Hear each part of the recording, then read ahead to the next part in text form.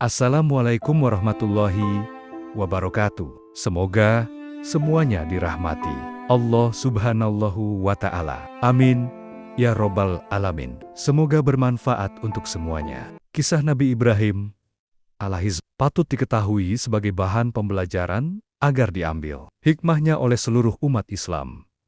Nabi Ibrahim alaihissalam merupakan salah satu dari 25 nabi yang wajib diketahui oleh umat Islam. Kemudian, bagaimana perjalanan kehidupan Nabi Ibrahim alaihissalam dari saat kelahiran, perjalanan dakwah hingga wafatnya? Di sini akan dibahas lengkap mengenai bagaimana kehidupan beliau dan perjalanan dakwah menyampaikan kebaikan yang diwahyukan oleh Allah Subhanahu wa Ta'ala. Kisah Nabi Ibrahim.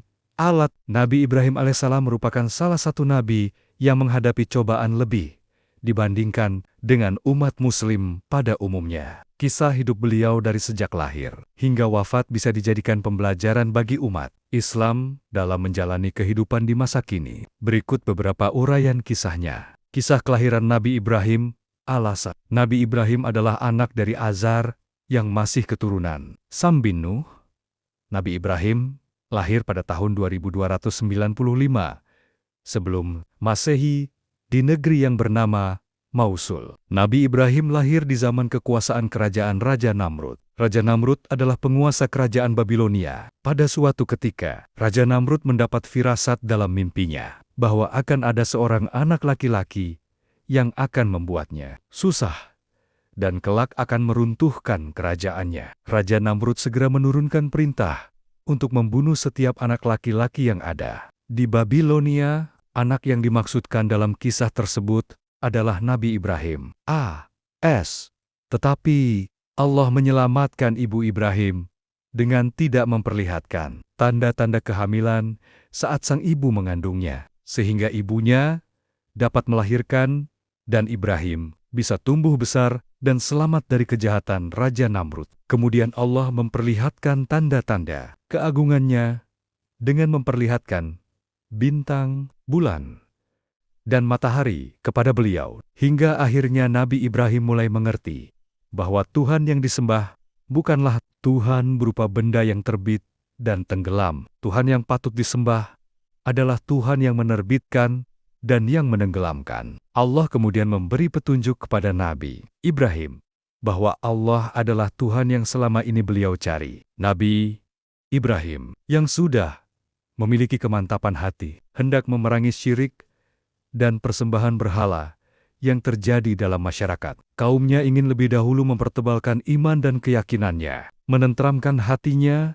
serta membersihkannya dari keraguan-raguan yang mungkin sesekali mengganggu pikirannya dengan memohon kepada Allah agar diperlihatkan kepadanya bagaimana Dia menghidupkan kembali makhluk-makhluk yang sudah mati. Kemudian menjadi kaget dan tersadar, bahkan terpikir oleh mereka Tuhan yang selama ini disembah tidak dapat melihat, mendengar, dan bergerak. Namun berbeda dengan Raja Namrud, perkataan Nabi Ibrahim justru membuatnya semakin murka. Akhirnya Raja Namrud memerintahkan para tentaranya untuk menghukum Nabi Ibrahim dengan hukuman mati, yaitu dibakar hidup-hidup.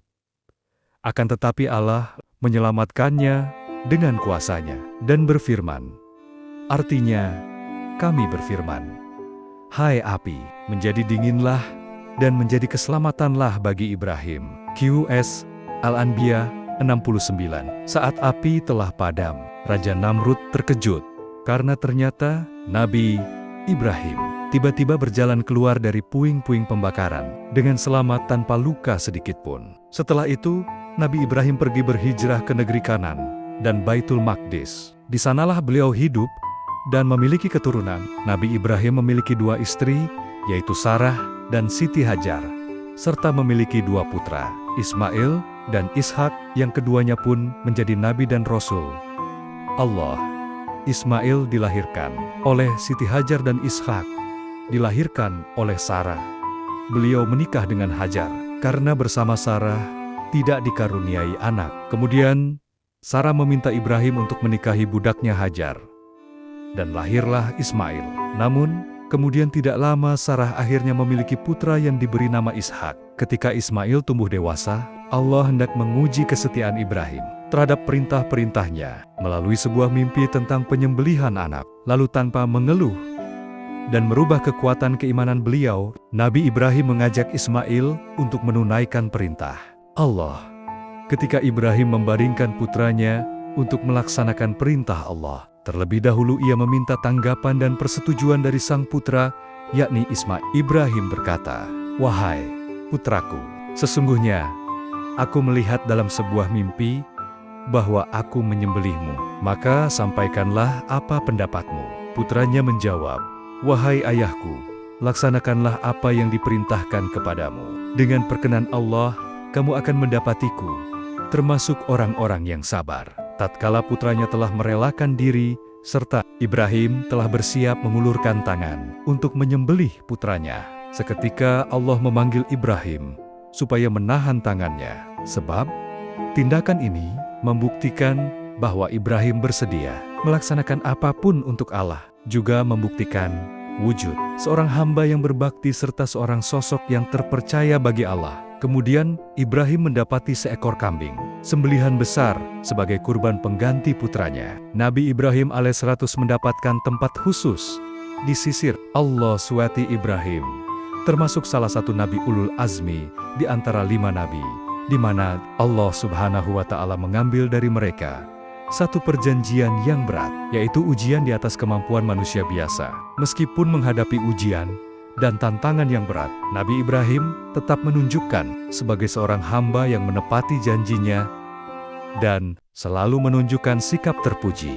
Keenam, wafatnya Nabi Ibrahim. Ketika memasuki umur 150, Allah menampakkan uban pada rambut Nabi Ibrahim. Ulama berkata, alasan Allah memunculkan uban kepada Nabi Ibrahim adalah karena Ishak, putra beliau, sangat mirip dengan beliau. Masyarakat di sekitar tempat tinggal beliau tidak bisa membedakan antara keduanya. Orang datang kepada Ishak dan menyangka bahwa dia adalah Ibrahim. Orang tersebut menyapa, "Assalamualaikum, wahai Khalilullah." Akhirnya Ishak menjawab, "Aku adalah anak dari Khalilullah. Ia lebih baik daripada aku. Dia bak tuanku, dan aku ibarat budaknya." Saat orang-orang mulai tidak bisa membedakan antara Nabi Ibrahim dan Nabi Ishak, maka Allah memberinya tanda berupa uban. Namun, Nabi Ibrahim merasa sedih melihat rambut ubannya yang memutih. Tetapi, beliau tidak bisa menolak apa yang dialaminya. Nabi Ibrahim adalah orang yang pertama kali beruban dari keturunan Nabi Adam. Kemudian juga diriwayatkan, ketika malaikat maut hendak mencabut nyawa Nabi Ibrahim alaihissalam, maka beliau berkata, "Hai malaikat maut, apakah kamu pernah tahu seorang kekasih mencabut nyawa orang yang dicintainya?" Maka malaikat maut naik ke langit untuk melaporkannya kepada Allah SWT.